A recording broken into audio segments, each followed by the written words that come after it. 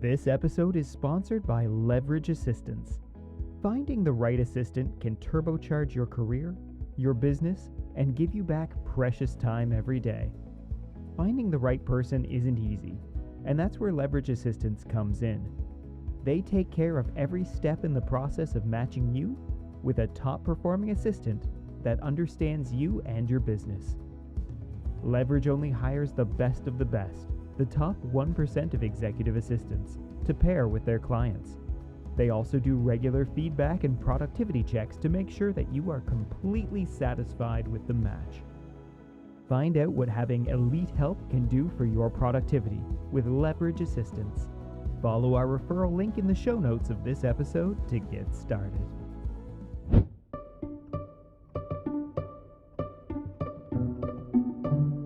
The burning of an American flag in protest is always controversial, but not illegal, until President Trump signed an executive order on August 25th entitled Prosecuting the Burning of the American Flag, and made it a crime. Or did it? Well, no, actually, it didn't. Flag burning is still protected by the First Amendment. So, what did it accomplish? Welcome to the Politics of New America. On the show today, we look at Trump's bizarre flag-burning EO and figure out if it's a nothing burger to placate the MAGA base, or if there's a method to the madness. We'll also check in on the immigration front as a new survey from Pew Research shows a massive decline in immigrants in the United States. I'm your host, Nathan Stone, and with me today is producer Josh Carmody. Josh, welcome back. I was just about to say I'm back. I'm bringing it back. Yeah. I'm really glad that I was still kind of too sick yesterday, because now we don't have to go through all of the Trump is dead jokes that I was going to make. And Trump is apparently alive. So let's go with that. Allegedly, Trump is alive. Yeah, boy, we haven't talked in a little while, and I feel like everything in the world happened. So yeah, we had the Trump is dead rumors. We've had all of this flag burning stuff. Apparently, the United States may just go to war with Venezuela, kind of out of the blue, for something to do. Yeah, they were teaching cops how to use mortars. Yes. It's like, I was like, yeah, I don't know if I've ever really thought that guys who are coming here to like pick potatoes need like undirected shelling. I don't know. Yeah, it's an escalation, one would think. But yeah, so it's absolutely wild out there right now. And if we sound a little different this episode, it's because we're doing this episode remotely. And Josh is very health conscious and doesn't want to get me sick, and I also don't want to get me sick. So we're staying a little bit apart here. You've got a child. You haven't. We can't get the child sick. Oh God, no! You know what? No, honestly, in all likelihood, the child's gonna get you sick. That is the usual. Yeah, that's her MO. From January to May, I think I had more illnesses than I have had the last 10 years. So I'm just waiting for cold and flu season to start right back up again. And I'm sure you'll be able to hear it in my voice in like 4 or 5 weeks. Yeah. It's hard when you got like a small human just coughing directly in your mouth. So Oh, or sneezing in your eyeballs. That's her favorite. yeah, Yeah, extra. she's good at that. Yeah. The pepper spray. Yeah. All right, Josh, let's talk about burning some flags. This is Yeah. yeah. This is a kind of a classic protest move. If you want to let someone know that you're very serious about your dislike for their politics, burning the flag of a country is quite common in a lot of parts of the world, and the American flag is honestly probably one of the more common victims of this if you look at it from a worldwide view.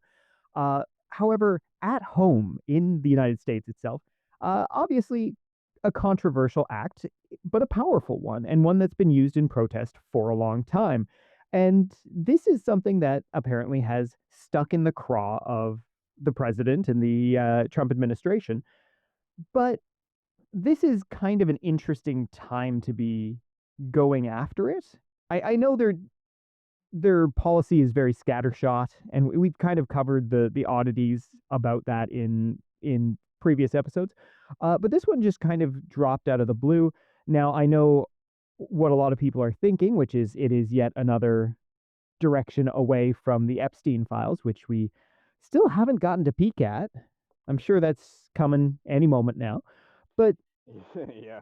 yeah, this one was interesting because it dropped in the news cycle and it got picked up by a lot of places and got a lot of commentary about it, but not a lot that I saw kind of digging into the meat of this EO. And when you do that, it's kind of like an empty hamburger. There's a very nice bun. It's got sesame seeds, maybe some poppy seeds too. It's kind of one of those everything topping buns.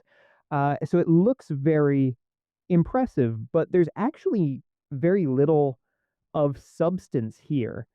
And we're gonna kind of get into why that might be.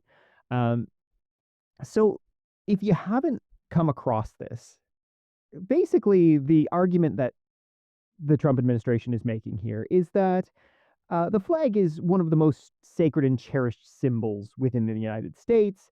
And, it's been around for 2.5 centuries, and so many patriots have fought and died because of, this flag. It's all the usual appeals to patriotism, your rights, your liberty, your security, you know. And the argument is that burning The this ability reference. to sew it into underwear. That's right. Yeah. Put it on merchandise of all shapes and Yeah. sizes. Turn Eh, it into a cape. Get shot by Secret Service. Look, it's all there. It's all right there for you. exactly.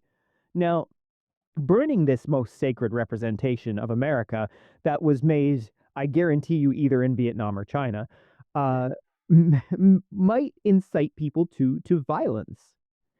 And they also argue that the American flag burning is used by groups of foreign nationals as a calculated act uh, to intimidate Americans or threaten them with violence in some way. And they say because of their nationality and place of birth that they're doing this. Because, of course, they hate us because of who we are and they hate our freedoms, which is an oldie but a goodie.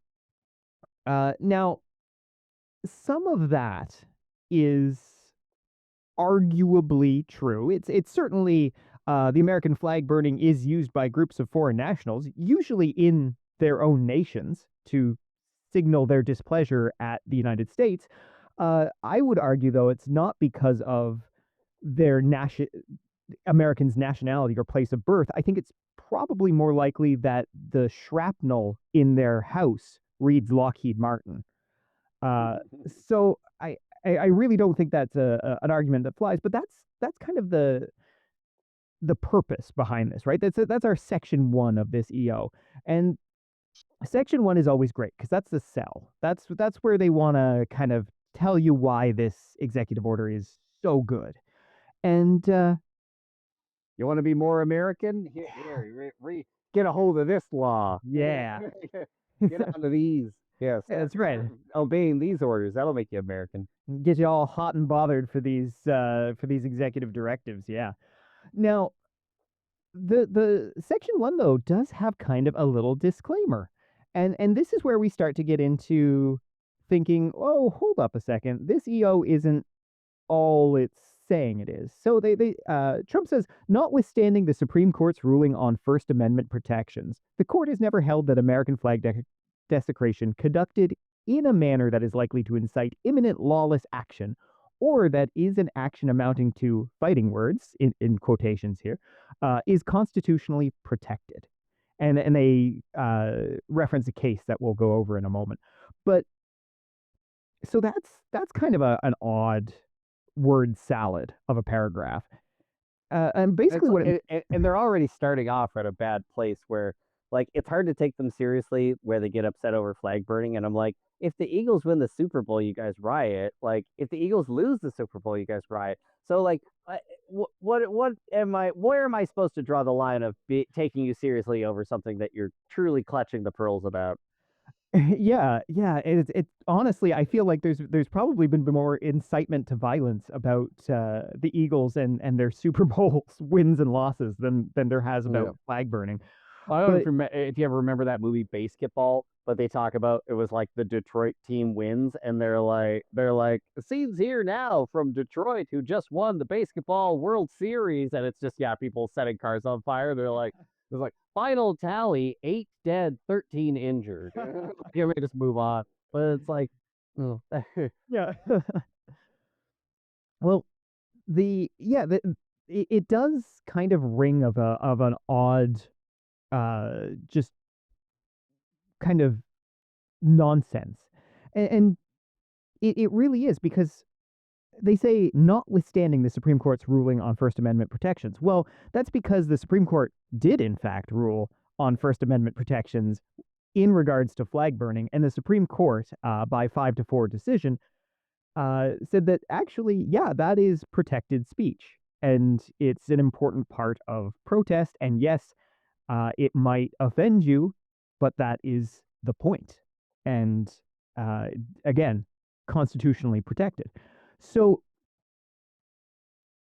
this doesn't leave very much wiggle room for the administration in this case.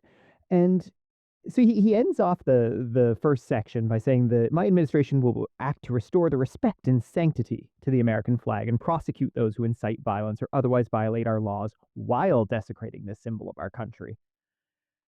And so that's kind of the giveaway here. Uh, so you actually have to commit other crimes while desecrating the flag for this to in any way affect you. So So section if I like do like a matador thing where I get someone like all charged up and get them to like run through the the the flag, but then when they burst through the flag, I punch them in the face like that that's would count. that Oh, could get okay, you there. so that's desecrating the flag and assault. Yes.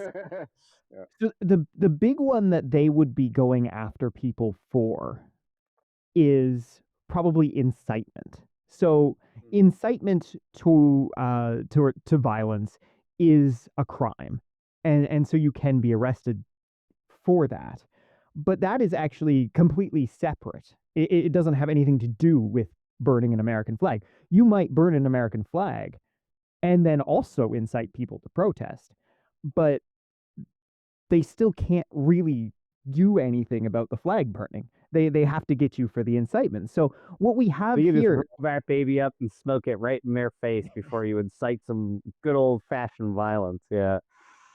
yeah. So what we have here is a an executive order that already can't deal and can't do what it says on the tin. It cannot prosecute burning of the American flag. It is not legal for them to do so. And so section 2 is always kind of our meat, right? Section 1 is the cell. Section 2 tells us how is this going to happen. And there's 4 sections to this. But what it comes down to is ordering the Department of Justice to focus on those who are burning or desecrating the American flag, because it's not just burning. It could be desecrating in any way. You Right. can let your imagination run wild with that one. Uh, Oh, I can think of a few things. um, so it says vigorously prosecute those who violate our laws in ways that involve desecrating the American flag. So again, it's just you have to still be doing something else illegal. Otherwise, this has no uh, jurisdiction. Has no teeth. And all that this ends up doing is telling the DOJ, hey, look out for people who are burning the American flag and see if they're doing something else that you could maybe nail them with. That is pretty much all that they can do here. Um, and so the reason why I wanted to cover this, other than the fact that I do find this kind of humorous, is that it hasn't been covered in that specific way in a lot of the mainstream media uh, attention that and articles that I've seen. A lot of people have kind of misconstrued this as Trump creating a law. And so that is a really dangerous thing to kind of have out there. And because of the separation of powers between the executive and the Congress, it's so important to understand that this is not creating a law because he can't do that. Only Congress may create laws. If Congress ever cedes that power to the executive, they might as well retire and go home because that is their reason to be. There is no, like, they do a lot of things, Congress, but the main one is creating laws. As soon as you cede that to the executive, you have a one-man government. And A kingdom, if you will. a kingdom, some kind of dictatorship, even if you wanted to go that far. But it's so important that we look at this EO and we see it for what it is, which is just old man yells at flag burning, because I'm worried that this is a little bit of a trial balloon, right? Which is the okay, I can't create this law, but here's what I can do with this EO. I can tell the Department of Justice that I want to see people who burn the flag arrested for something, but I can also needle the Supreme Court a little bit to see if I can get them to maybe take a look at this again and maybe come down with a different decision. Because all it would necessarily take for that to happen would be another flag burning case to reach the Supreme Court, right? And if that were to happen, and if the Supreme Court deigned to look at that case again, right, they might find differently now in this new ultra conservative era than the court found originally. You don't say. This Supreme Court. Are you sure we're talking about this Supreme Court? I don't I know. know I don't know. it sounds a little wild, right? So now, just to give you a little bit of backstory on American flag burning, the kind of history of it. Um, it's actually quite interesting. So, in 1989, there was a case of the state of Texas versus Gregory Lee Johnson. So, this took place at the 1984 Republican National Convention in Dallas. So, Gregory Johnson was out with fellow protesters, um, protesting, and someone handed him a flag, which Johnson doused with kerosene and set on fire. Uh, from the court record, several observers were being on record as saying they were seriously offended by his behavior, but no one was hurt or in any way threatened with injury or threatened anything else. This feels like we're reading the court document of Ozzy biting the head off the bat. Like it's just the formal way of this rebellion. It's just very funny to me. So Johnson was convicted of violating a Texas law regarding the desecration of a venerated object. He was sentenced to 1 year in prison and fined $2,000. Now, he appealed to the Texas Court of Appeals, which ruled in his favor and quashed the conviction. And they held that the flag burning, or prosecuting Johnson for the flag burning, violated the First Amendment. And of course, this is the free speech version of the First Amendment, right? Because the First Amendment covers several things. But so to achieve its stated goal of keeping the peace, in my own quotations there, without violating First Amendment protections, the appeals court said that the state of Texas only needed to criminalize incidents that would truly incited violence and not the act of burning a flag in general. So Texas didn't like that, and they appealed the decision to the Supreme Court, which ultimately agreed with the appeals court's decision. And so they released their opinion in June of '89.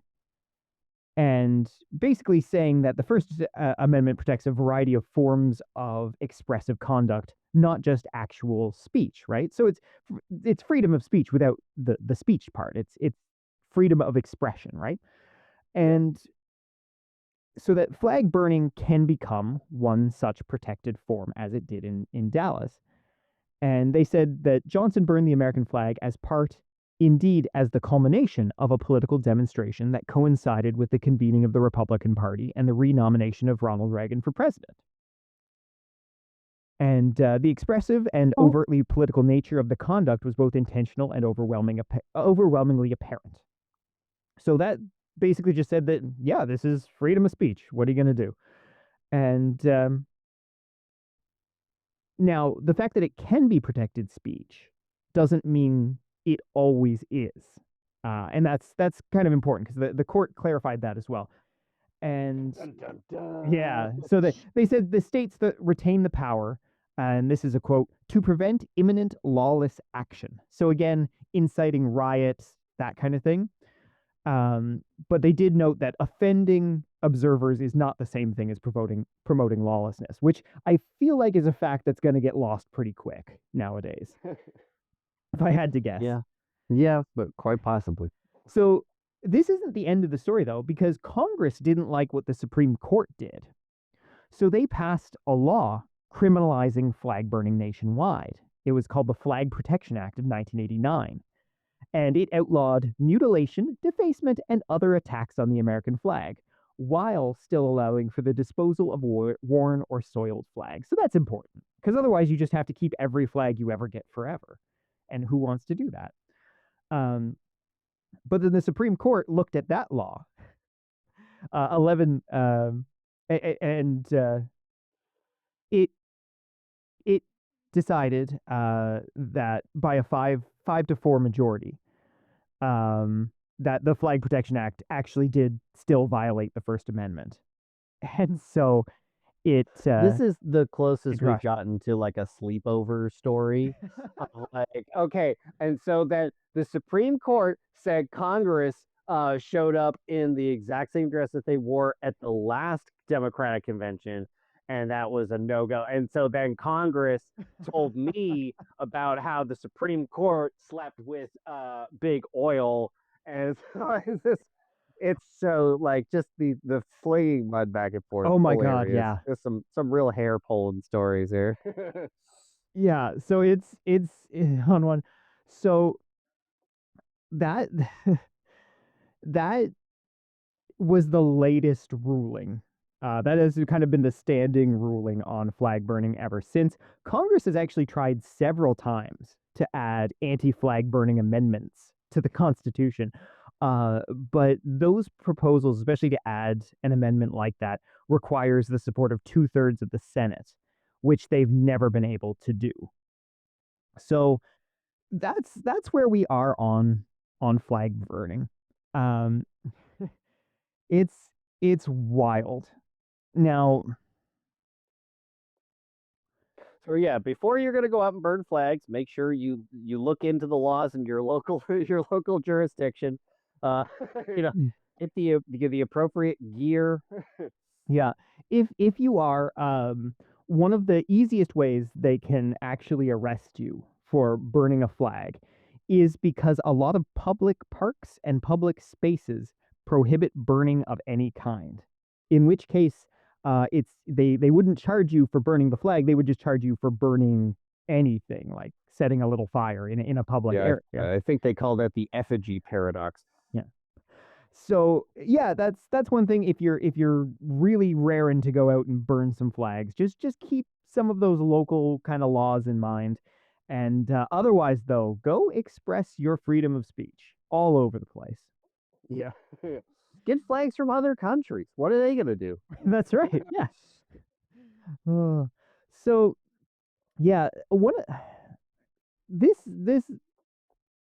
is kind of a funny EO, and I do think it's kind of Trump really wishing he could just make just one little law, and that is kind of where I feel like there's some danger here, especially if there's not a lot of pushback to this. And I can see Yeah. why there isn't a lot of pushback is because it's really nothing. It's really nothing. It could have been an email, but there's a little bit of kind of sinister intent behind it, which is part of the reason I wanted to cover it. The other reason being, of course, is it's quite funny. But we're gonna shift a little bit, and we're gonna go from talking about something that makes me smile to more normal politics in New America topics, which Oh is God. yeah. So I figured since the fall is here Oh, it's almost. pumpkin spice time. Yeah, it's pumpkin spice season. Let's check in with immigration because we've done a lot on immigration, but yeah, I know. Okay, yeah, nice transition. Yeah, let's go. Yeah. Look, man, this show is hard sometimes. We talk Yeah. about some stuff. Right. Yeah. Yeah. Um. So we've done a lot on immigration on this show, and it's the kind of thing where we've done more kind of towards the beginning of the show, and we've gotten into other things, but it's such a big part of what this administration is all about, and because of that, um, it's worth keeping an eye on this stuff. And there's been a lot of kind of developments that we haven't gotten the chance to cover. So like Alligator Alcatraz having to close. Uh, just this week, there's been so many things that I'd love to get to that can't. I did want to just before we get into the actual topic itself, the children from Guatemala. Let's just take a moment for this because this is one of the more heinous things that I have read Very lately. shocking. Yeah. Yeah. I was So quite surprised. if you missed this, the Trump administration in the middle of the night on a holiday weekend decided that they would love to deport or 76 Guatemalan children and minors from the United States, protected uh, children, back to Guatemala. Now, Unaccompanied. unaccompanied, yes, these Yeah. are these are There children you go. that were in foster care or shelters, which Oh. both of those things, if you've ever had uh, a chance to talk to anyone who has gone through those systems, they're not great. There's not to say there aren't really, really good caring foster parents, right? But like these are kids that have gone through a lot and seen a lot. And of course, they're in a foreign country, unaccompanied, and some of them are very, very young. Some of them are sick, even. There was one child, especially, that it needs dialysis. Um, and so this is absolutely ridiculous. But there is there's some more kind of nuances to this story. So this wasn't done without the Guatemalan government's uh, knowledge. Like it wasn't like they were just going to show up with 76 kids. So the Guatemalan government did express concern about some of these children because some of them were aging out of some of the supports, right? Some of Okay. those shelters, some of those foster situations, and were worried about how they would be treated and what would happen to them. And if you raise concerns like that with this administration, I think they're going to read that as, "Hey, you want them back," and a lot of them I mean, do. my assumption already was just Trump was like, "Look, I was in this movie, Home Alone 2, Lost in New York, child. He goes to New York, he's all alone, thriving, thriving. Just send him back, send him back. It'll Oh be Home no. Alone 9, Lost in Guatemala. It'll be beautiful. They'll make a movie about it." Like that was where my assumption was. So that's interesting to know that Guatemala did have some idea about this happening. So Yeah, yeah, yeah, and I'd so, like so to that know. is important, and there are a lot of them do have family in Guatemala, Mhm. but a lot of them also have family in the United States, and so Yeah. a lot of times when unaccompanied minors cross the border and they go through these, they go through the process of having to become kind of migrants in the United States, they're placed with um, shelters or foster families before they're released to the family members that they have. And Yeah. if you're an unaccompanied minor, that's honestly probably why you're going to the United States, is because you have family in the United States that you are trying to get to. But of course, the immigration rules being as strict as they are, they're not just going to, you know, give you to this family. And there's probably a lot of really good reasons for that. But the idea that they were already going through this system, a lot of them were going to have, safe, supportive places to stay in the United States, and then kind of just taking them and out of the blue trying to load them up on an airport or in an aircraft, and having a poor judge that has to get out of bed at 2:30 a.m. to stop this wild deportation is a whole other level. And if I can digress and just put on my history nerd glasses for a second, uh, Americans getting upset about Guatemalan refugees is very rich. Now, I don't know how many people are familiar with American history in Guatemala, but if you are, Not. I would like to know. yeah. So, the CIA, the wonderful organization that they are, especially in the 50s. So the CIA backed a coup in 1954 on behalf of the United Fruit Company. This was a large American fruit corporation that was active in Guatemala. They Uh-huh. overthrew the democratically elected government, which ushered in decades of American supported dictatorships. And of course, this was all justified by Cold War fears of communism and the fact that they accused the Soviet Union of interfering in Guatemala's politics, which is really the pot calling the kettle black here. Also, the amount of Soviet influence in Guatemala was sharply lower than they claimed. But the things that followed this American coup led to a brutal civil war, which, of course, includes widespread human rights abuses, genocide against the Mayan population, and uh, ongoing kind of instability that the country really still hasn't recovered from. You made this mess. I'm sorry. I'm not actually, but you made this mess. This is on you. As far as I'm concerned, those kids should have gotten American citizenships the moment they arrived.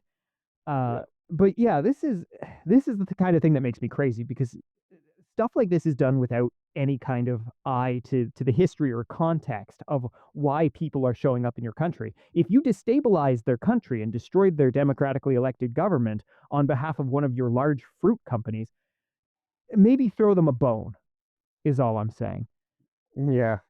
Yeah. Look, it's not every day that people really focus in on the Chiquita banana, logo and see like the people getting whipped in the background and stuff. And that stuff just kind of glosses over It, people. yeah, we how quickly we forget.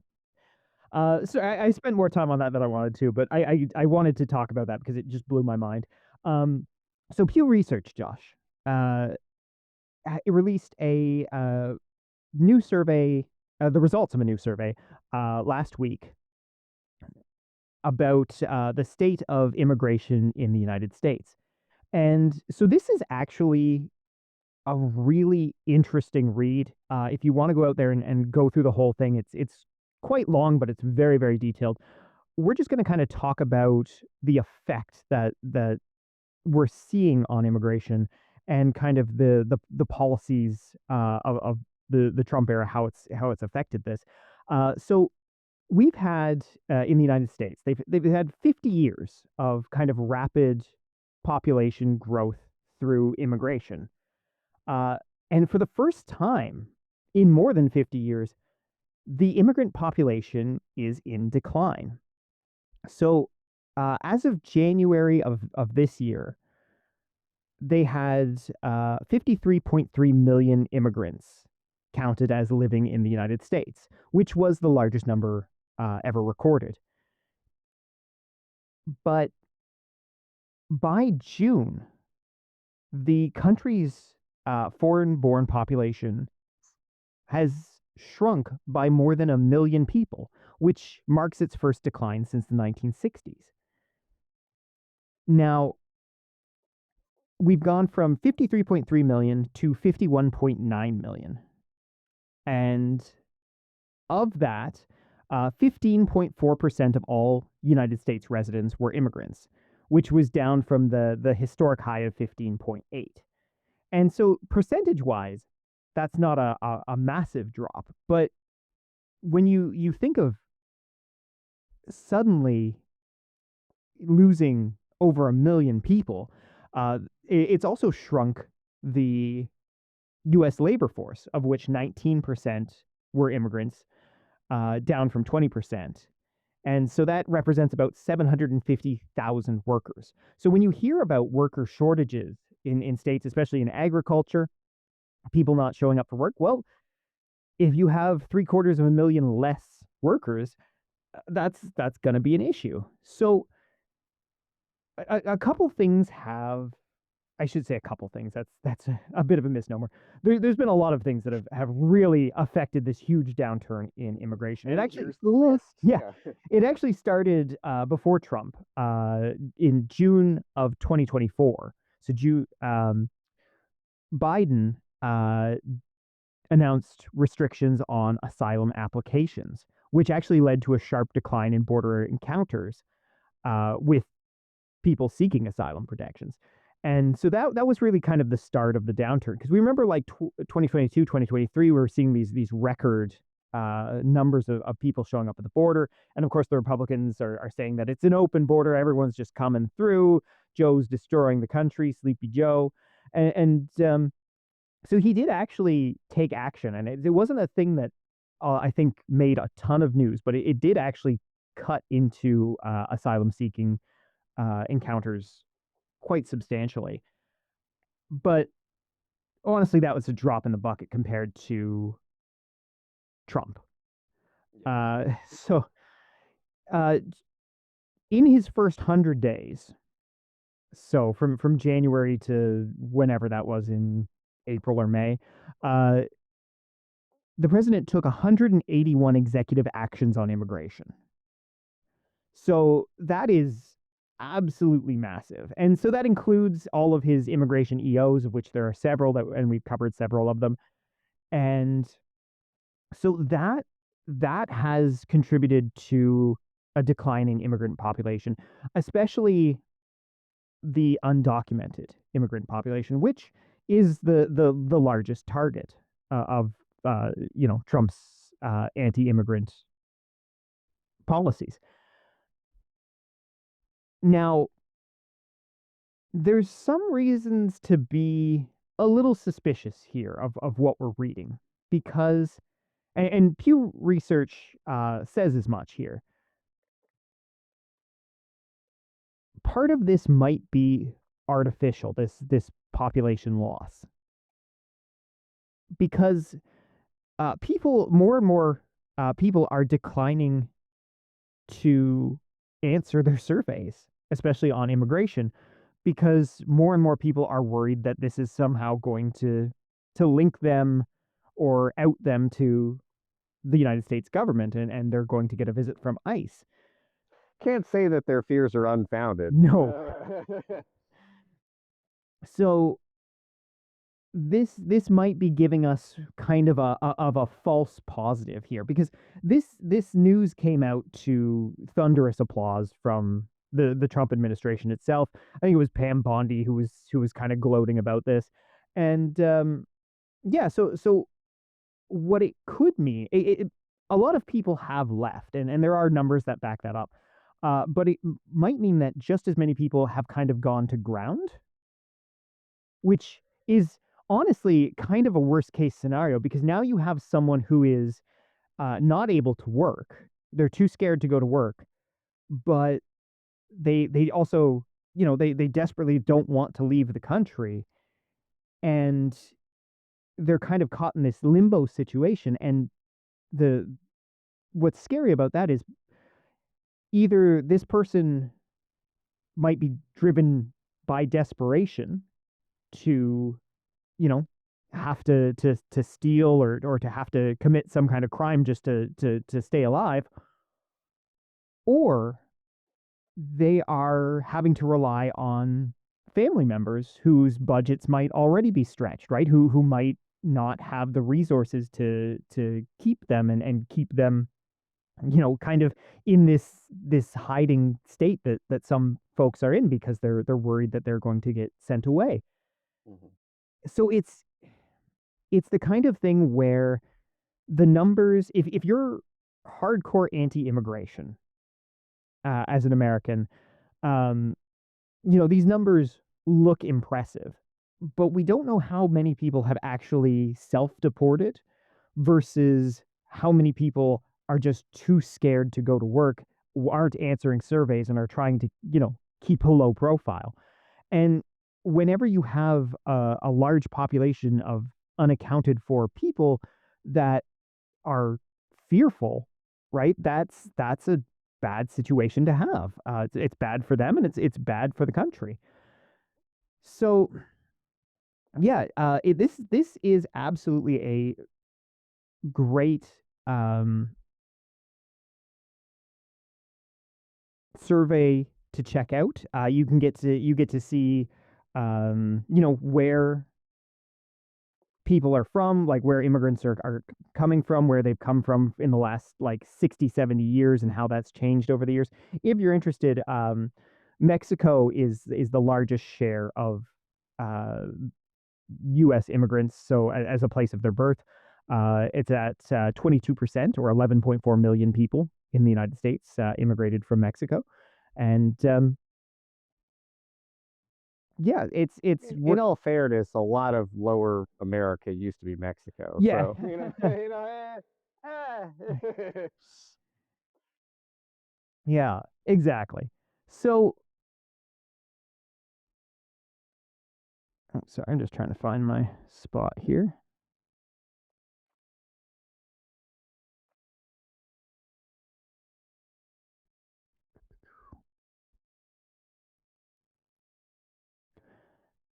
So we also have a little bit of stats that were released by ICE and by Customs and Border Patrol.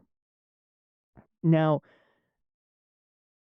they're a little cagey, honestly, with their numbers when it comes to how they've been doing with this whole, snatching people off the streets and sending them away. The latest figures, and this was reported by CNN quite recently, um, is 350,000 deportations since Trump took office. Now, this includes uh,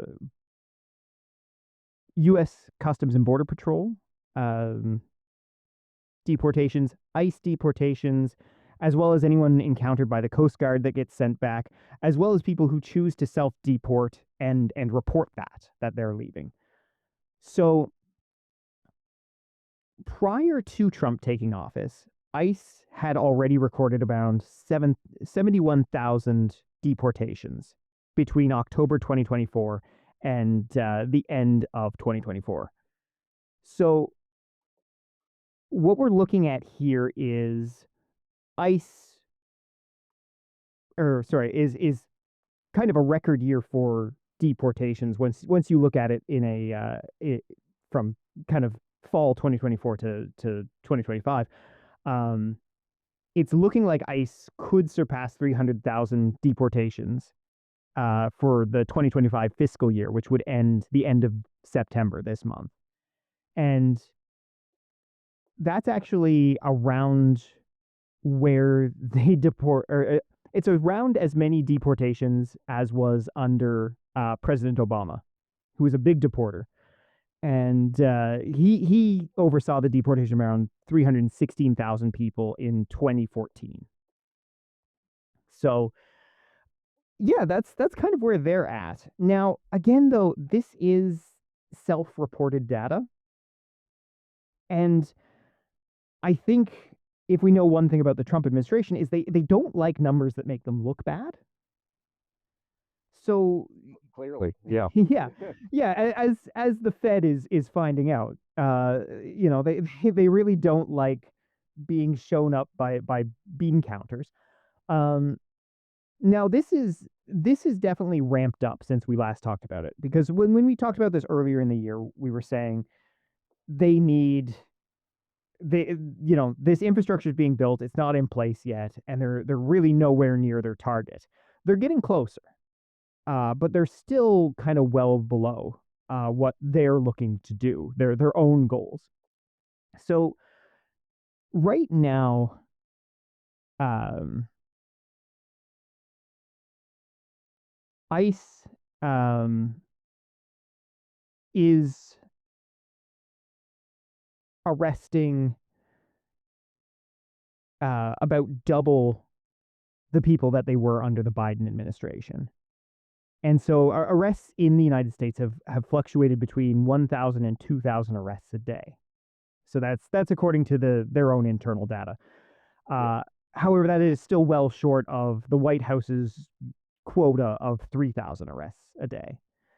So it's still it's still a challenge, and they're still having a lot of trouble with this. The people in ICE in detention centers has ballooned. So I think last time we were saying it was around 48,000. I think the last time we checked in with this, it's close to 60,000 now, because more detention centers have come online, and of course they're arresting, you know, over 1,000 people a day. So that's um that's kind of where we're at with this. So again, we're not the government can't meet its own quotas for this, but it's clearly having a massive impact, even in its current state, with immigration in the United States. And I took a look out of curiosity about the how many people they're encountering at the border every day, because that's always a good kind of yardstick to see how America is viewed by people who are looking for refuge, or people who are, economic migrants, that kind of thing. And so it's down to, I think it is 30-year lows at this point. It's around 7,000, I think, a month, which Mhm. is just a trickle. It's a trickle where it used to be a flood. So in a lot of ways, this is working as intended. It's just that intent is questionable. But one la- one last thing we're gonna take a look at, just because it's important and it affects you if you are an immigrant in the United States, especially if you are looking for citizenship. And citizenship at this point, kind of, it's almost that safe harbor, or should be that safe harbor, and we'll see. But a lot of people, of course, when they come to the United States, the dream is to become a naturalized American. Well, the Trump administration is reinstating what was basically a long forgotten practice of conducting neighborhood checks. And basically, they're looking to vet immigrants that are applying for US citizenship. And what they really want to do is expand and aggressively scrutinize immigration applications. So, neighborhood checks would involve basically on the ground investigations by officials at Citizens and Immigration Services that could include interviews with neighbors, um, coworkers, basically just the people in your life, the people geographically near you. And so one of the things that stuck out to me when I was reading this was that the government investigations would be conducted to determine, um, if the citizenship applicants satisfy the requirements for American citizenship. And the problem with that is, like everything in written in this country, so much of it is vague in a way that worries me. So, for example, I was Josh, gonna say, I was like, oh, is he gonna say something new here? Oh no, it's how everything's extremely vague and how they keep making new, more vague laws, and then we can just interpret those however we want and have a grand old time. yes, I'm sorry. I do feel like a broken record sometimes, but the problems are just so I this think it's worth like kind of hammering yeah, it in that it's like, yeah, look, it all kind of keeps hits you coming yep. back to this and not being specific. Like, Yeah. mm, American politics is a flat circle, man. Uh so some of those requirements I'm going to list for you. Showing good moral character, adhering to the United States Constitution, because your neighbors and coworkers are going to be such constitutional scholars that they will be able to inform on you if not. But this is the worst one or the best one. I don't know. Well disposed to the good order and happiness of the United States. Do you smile enough? define happiness. Yeah. Yeah, well, what are we happy about? What is the that is yeah.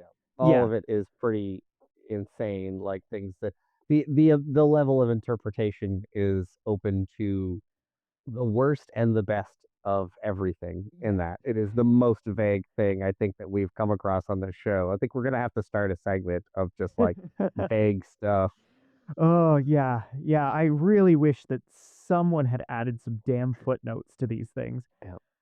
Just a That's little gotta bit of be the most clarification. vague thing that we've had on the show, though. I And think I think that's truly the most vague yeah, law or whatever that's come into contact with this show. and we really have had some tremendously concerning statements on this show, but yeah, this is a Oh yeah, one for the ages. he went back in time when they thought everyone was an altruistic, ready, like born leader. Mm, Like, and it wasn't that vague. yeah.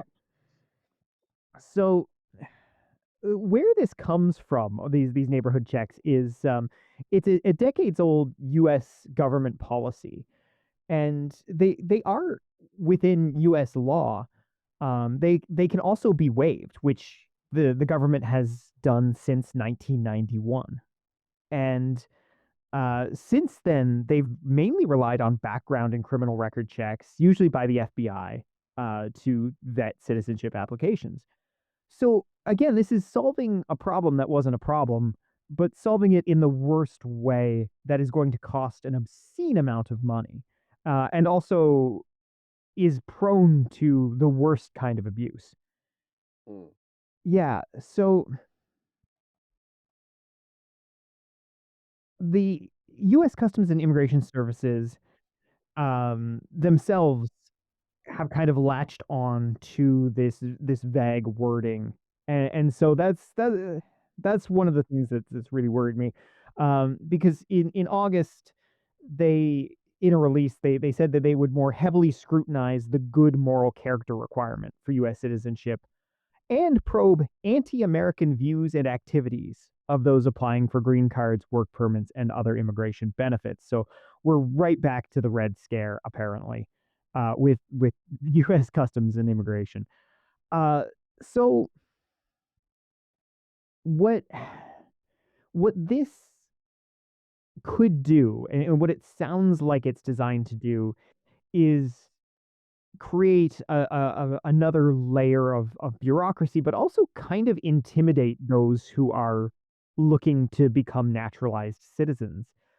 Because with so much of this open to the worst interpretations, it's not going to take much to maybe find that you are guilty of some kind of un-American action, right?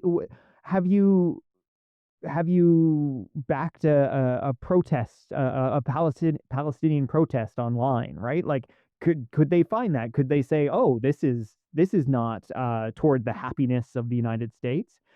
And could they then basically throw out your citizenship application and put you on a much different path?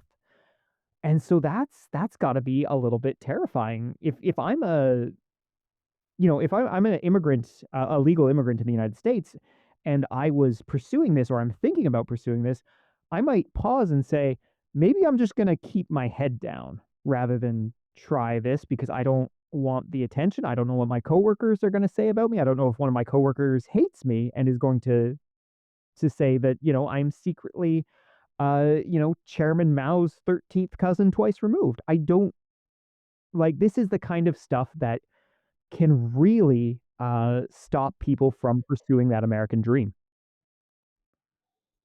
Yeah, and I mean it's hard enough for people just wanting to come visit the United States who get turned away with JD Vance memes in their phone. I mean, hey, if listeners are willing to fund both our lawyers and the trip, we can see if me and Nathan can get across the border.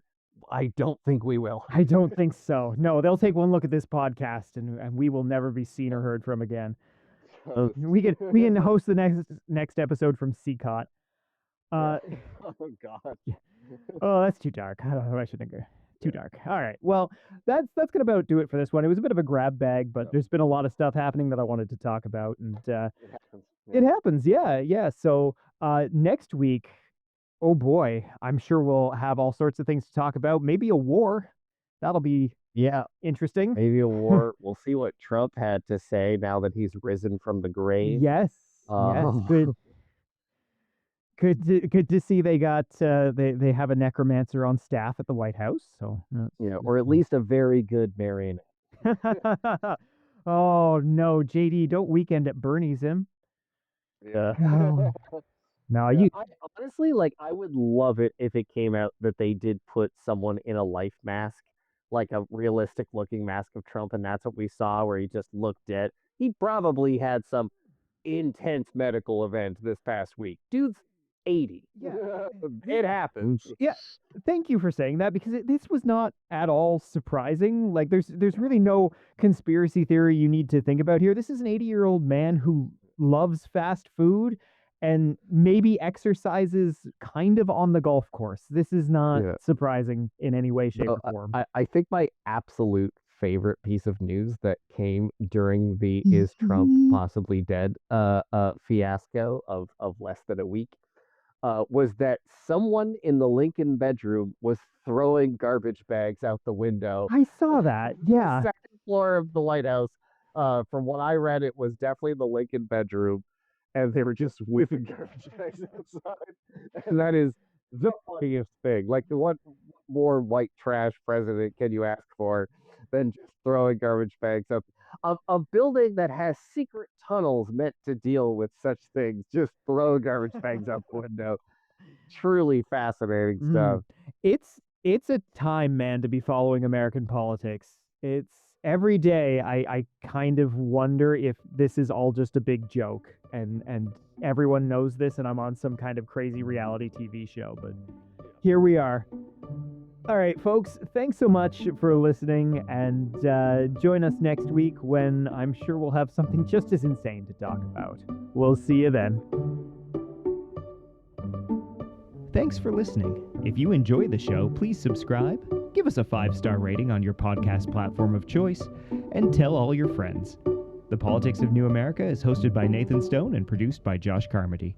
You can follow us on Blue Sky at Politics New America. This has been a Haunted Mouse production. Cut that out.